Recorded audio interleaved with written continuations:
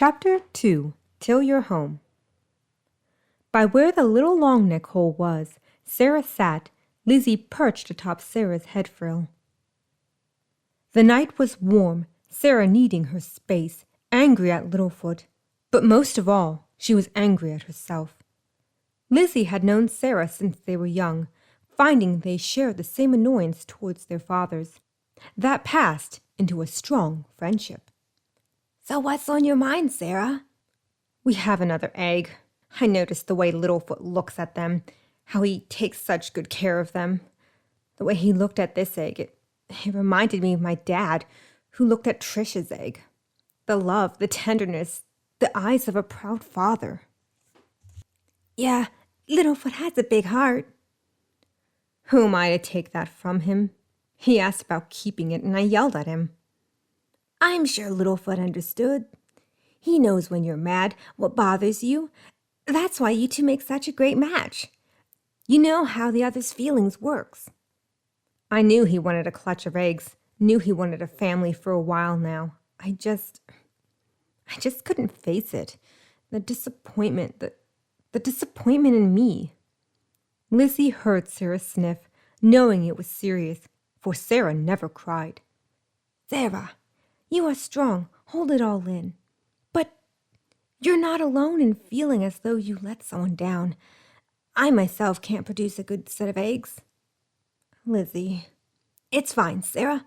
I've come to terms with it. My ex-mate couldn't. At least you know, no matter what, Littlefoot will never leave your side. That he loves you despite all else. He cares.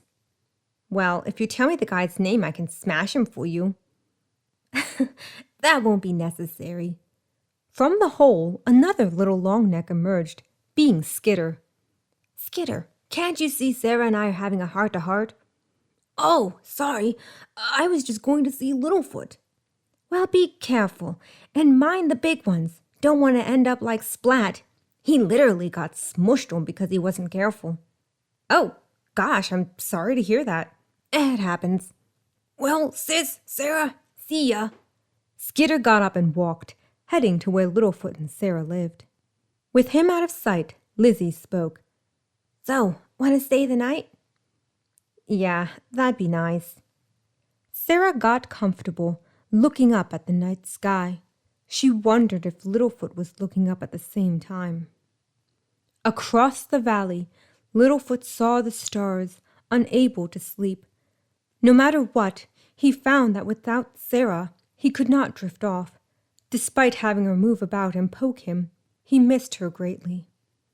It was close to dawn, and Littlefoot heard the brush rustle, looking up with a hopeful expression. Then he saw something small come out, being Skitter. Skitter! Skitter huffed, collapsing in the nest, trying to catch his breath. Are you all right? Yeah, I ran here. Once he was able to talk without gasping, he looked at the egg. So, what's with the egg? Oh, just another little one that needs a proper home. Littlefoot nuzzled it with his nose. Actually, I asked to keep it, and, well, Sarah and I had a fight about it. Sorry to hear. Skitter, I'm worried. I might lose her. I know it's corny, but I can't do this without her. I'm sure Sarah knows that. Sarah has a lot of confidence. Skitter, you didn't see the way she looked, heard how she sounded. I don't think I ever heard her sound like that. It was as though something broke. Littlefoot felt tears well in his eyes, rolling down his face. I hurt her. I hurt the one I love most in this world. Skitter offered a sympathetic look. If your love is real, you'll find your way back to each other. Skitter stayed with Littlefoot, the bright circle rising over the great valley. Sarah woke and grazed with the tiny longnecks, the small ones glad to have a big one among them to provide protection. While she knew staying away from Littlefoot was the wrong thing to do, Sarah needed time to clear her head. During the duration of days, Sarah went to the mud pool, going over what to say when she saw Littlefoot again. Littlefoot also thought deeply on their relationship, visiting Ducking and Petrie. The pair, along with Spike and Tippy, knowing that the couple were going through a rocky period and needed support. Not agreeing with one over the other, they simply listened and hoped the pair would make up soon. For they always found themselves in the middle of the pair's quarrel from the time they were kids. Though this fight felt deeper, rawer, and left them all wondering what would happen next. Ducky shook her head. I hope they make up soon. Yeah, it's obvious they need each other. I have to admit, I can't imagine them not being together, Tippy said, Spike nodding along. At least they no fight like when they were kids. Wow, they were that bad? Yeah, I mean, they'd get physical, push and shove one another. They would. Though Sarah usually won. Why am I not surprised? Night after night, Littlefoot stayed with the egg, Sarah sleeping by the little Longneck's hole. While Sarah couldn't say it, she missed Littlefoot's warmth, the way he wrapped himself around her, as though he were secretly protecting her, embracing her in his love. A love that was unwavering, loyal, undying even. It was then she knew it was time to head back, face the music. She stood, heading toward their nest. Sun through the shadows, light through the dark. Voice like an echo, I can't hear anymore. So I follow your steps, for the love that you left is burned in my heart. With dreams in my mind, for the next time that I have you by my side. 'Cause I will tell you the whole truth, that there's no color in the world without you. And I finally see how your love is the best of me. Yeah, there's so much I want you to know. Guess I'll wait till you're home.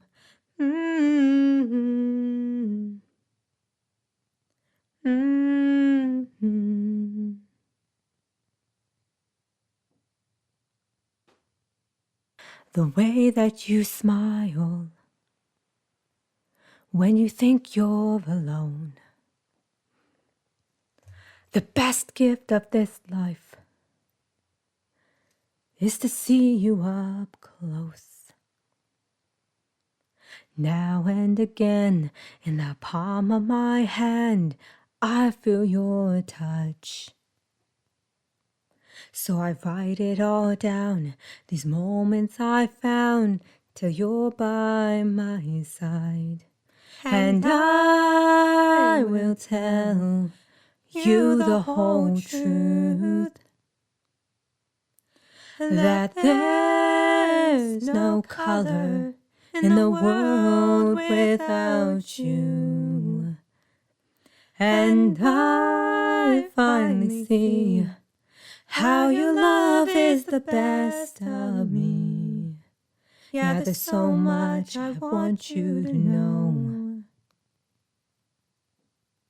Yeah, there's so much I want you to know.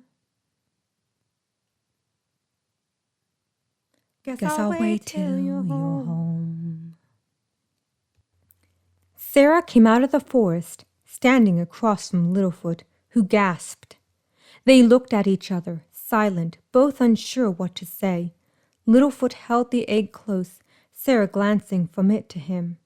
Still, it had been a few days. The last they spoke was an argument, both saying things they regretted. Well, what Littlefoot regretted. Sarah. Littlefoot. You go first.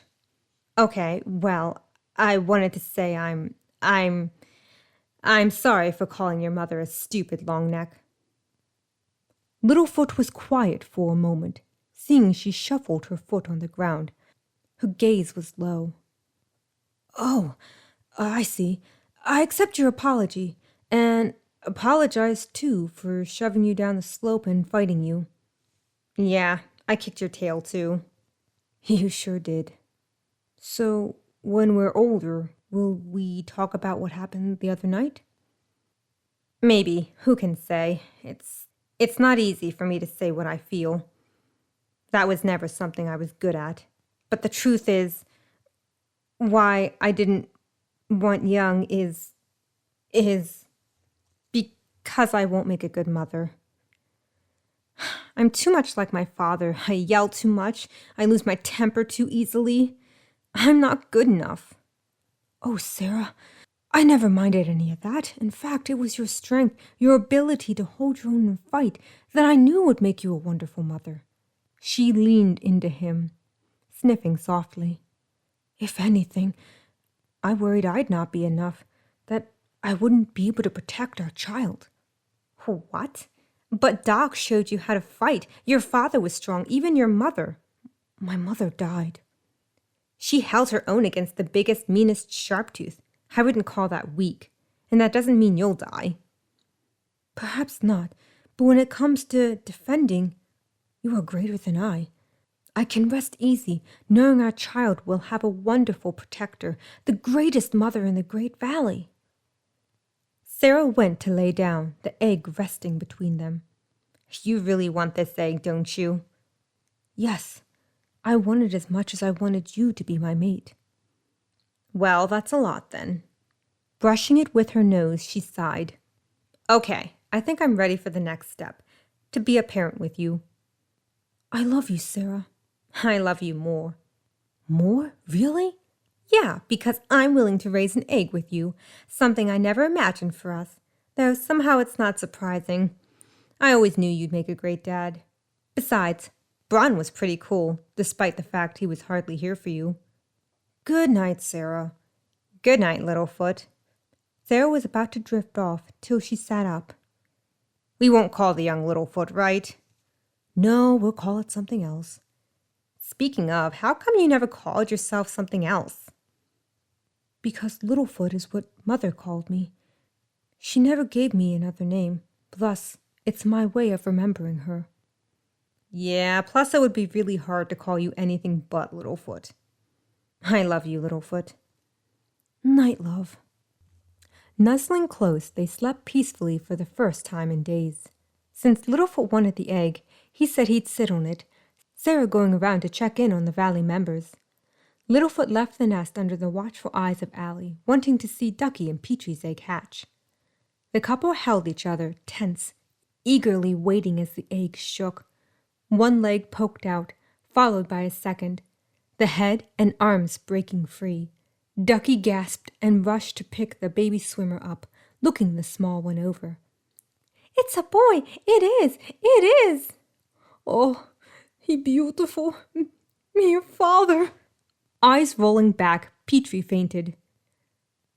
Spike sniffed, Tippy licking his cheek. We're uncles, Spike. Uncles! And if anything happens to Petrie or I, which, given that Petrie is prone to accidents, shouldn't be too long. As I was saying, you and Tippy will be guardians of our baby. We're honored. Once Petrie woke, he was glad to find his son walking about the nest. Rubbing his head, he saw their friends were still there. So what we call him? Well, there's Swooper, after the old blind flyer who saved you and Guido from Black Rock. Or perhaps Toronto. Petrie held a solemn expression at the mention of his uncle. No, he needs to have his own identity. Swimmer, maybe? Swimmer, I like it. I do. Very well, Swimmer. The baby looked up, recognizing that's what he'd be called. Ducky and Petrie spent their time close to the nest. Ducky and Petrie could not have been prouder, loving their little Swimmer. Days passed, and when the time came for Littlefoot and Sarah's egg to hatch, the pair were there, watching with worried expressions. Don't worry, Sarah. It'll be okay. The egg moved, and then a small horn poked out, the baby crown head bursting out. Littlefoot felt his heart flutter, shedding tears of joy. Sarah brushed the baby, who hid its small head into her, having a fiery spirit. "It's a boy!" The baby looked around, seeing the face of his mother, finding his father was tall, with a long neck that bent, allowing his face to come closer. Shuffling back, the baby tripped over, Sarah helping him up. Hanging onto her horn, the baby cooed, nuzzling her. Littlefoot licked the baby, who rolled off, laughing as Littlefoot continued to bathe him. "What do you think of the name Thorn?" "I like it. Our little Thorn." Littlefoot picked Thorn up, the little guy smiling and laughing as he was placed on Sarah's back, burrowing atop her, while Littlefoot looked down lovingly. When the baby was big enough, Littlefoot and Sarah went to where the other young ones played. There, not only did they see Ducky and Petrie, but Mutt and Nod. "So there's our future leader," Nod said, their little one riding atop his back. "Littlefoot, Sarah, I'd like you to meet Hip Jr. Junior for short." "Hip? You named him Hip?" I mean, cute. He's adorable." "This is Thorn." Thorn crawled around, Mutt leaning down to pat the boy. "Aw, he's cute." The area was safe, a small pond, a tree for shade, where the parents could watch them. If anything, Littlefoot knew he'd do better, make sure his child didn't run off on some crazy adventures the way he used to. The little swimmer, Thorn, and Junior were 10 season cycles. An older Littlefoot saw the kids, recalling days gone by, how things changed so quickly. It seemed like only yesterday Thorn hatched, yet here the boy was, 10 years old and full of fire. It seemed like a typical day, Thorn joining his parents on their rounds, trying to learn the ropes of the duties he'd one day take over. Before they reached the one entrance, a guard raced toward them. "Leader, Sarah!" "Why must they always yell and wave about? He looks like a fool." "Now, Thorn, we don't speak like that about those that keep us safe." "Sorry, Father." "Sarah, don't encourage him." "Sorry." They met the guard, who got his breath and pointed at the rock wall. "There's a Sharptooth out there, along with a finback Sharptooth, a fast biter.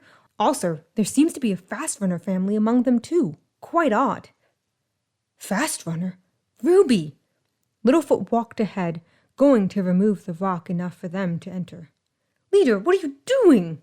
"It's him, Chomper, the friendly Sharptooth, my brother." Sarah went and started pushing the large boulders around, able to make a big enough opening. Atop, Littlefoot and Sarah stood, gazing down at their friends. The couple appeared very different. In fact, Littlefoot wondered if they were even their friends.